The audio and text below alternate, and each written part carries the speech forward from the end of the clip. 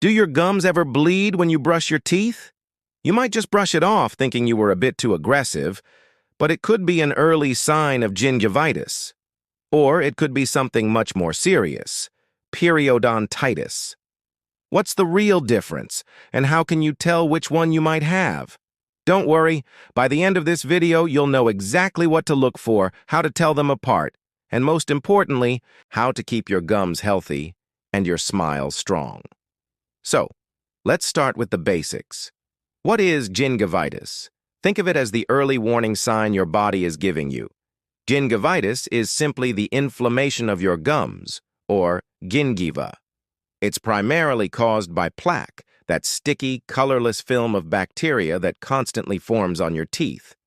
If you don't remove this plaque effectively through daily brushing and flossing, it builds up, especially along the gum line.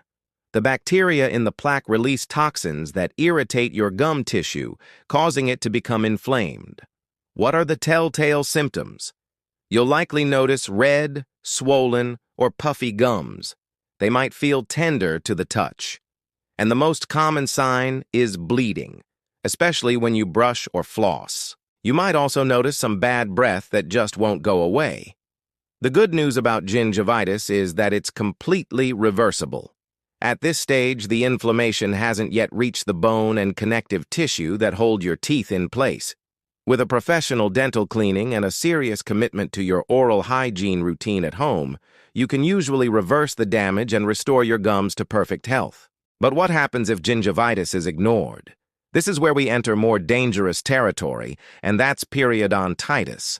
If plaque isn't removed, it hardens into tartar, or calculus.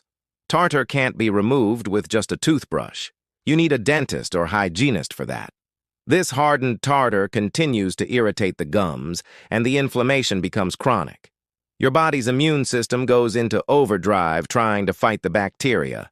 But in doing so, it also starts to break down the very bone and tissue that support your teeth. This is the key difference. Periodontitis is a destructive disease. As the gums pull away from the teeth, pockets form. These pockets get deeper and deeper, collecting even more bacteria and becoming infected.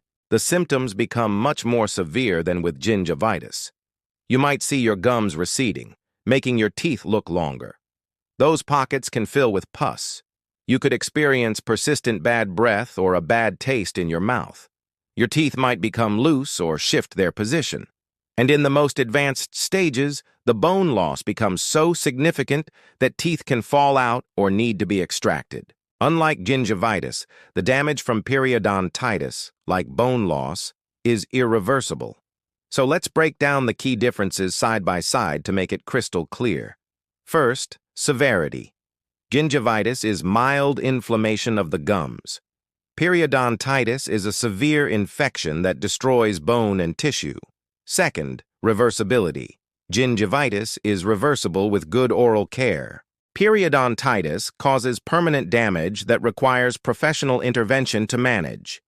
Third, the symptoms. With gingivitis, you have red, swollen, bleeding gums. With periodontitis, you have all of that, plus receding gums, deep pockets, loose teeth, and potential bone loss. Think of it like a timeline.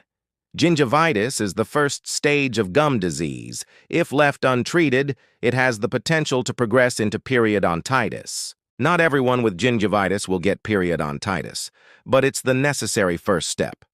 Your genetics, lifestyle habits like smoking, and other health conditions like diabetes can all increase your risk of this progression. The treatment approach is also drastically different. For gingivitis, a standard professional cleaning followed by diligent brushing and flossing is usually enough. For periodontitis, treatment is much more involved. It often starts with a deep cleaning procedure called scaling and root planing. This is where your dentist or hygienist cleans out those deep pockets and smooths the root surfaces to help the gums reattach. In more advanced cases, you might need surgical treatments, like flap surgery or bone and tissue grafts, to repair the damage. Periodontitis is a chronic condition that requires lifelong management and regular dental visits to keep it under control. Okay, that all sounds pretty serious, right? So how do we prevent this from happening in the first place? The great news is that preventing both gingivitis and periodontitis comes down to the same core principles of excellent oral hygiene. It all starts at home. First, brush your teeth twice a day for 2 full minutes each time.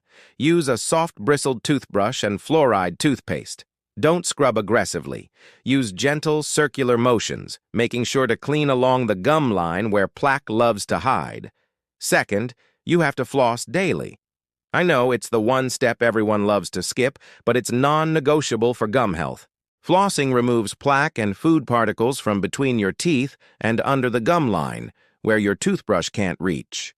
If you find traditional floss difficult, try using floss picks, interdental brushes, or a water flosser.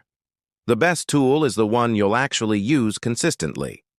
Third, visit your dentist regularly for checkups and professional cleanings, usually every 6 months. Your dental team can remove any hardened tartar you've missed and spot the early signs of gum disease before they become a major problem.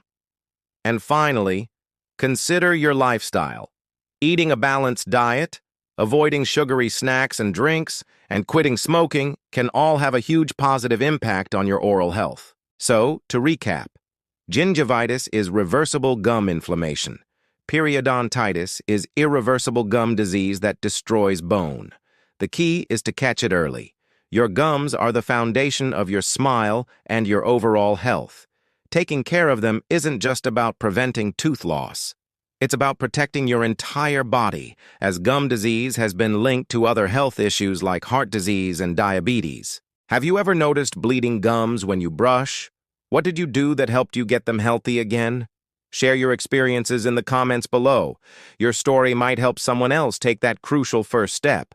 Thank you so much for watching. If you found this video helpful, please give it a thumbs up and subscribe to our channel for more practical tips on keeping your smile healthy and bright. We'll see you in the next video.